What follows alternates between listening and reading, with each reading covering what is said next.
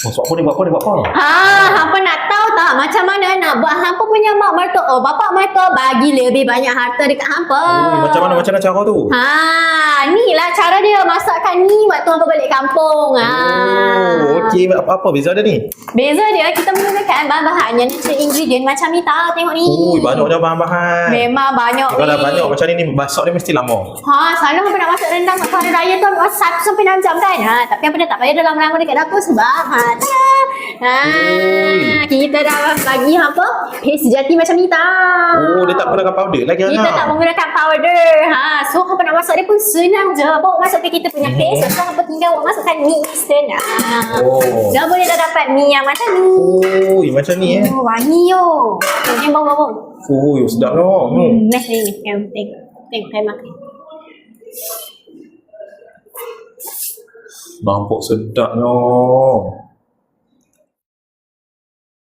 Memang sedap weh. So kalau siapa-siapa yang nak apa punya mertua bagi hampa lebih banyak harta, hampa belilah Nyonya 33 nak punya rendang ni.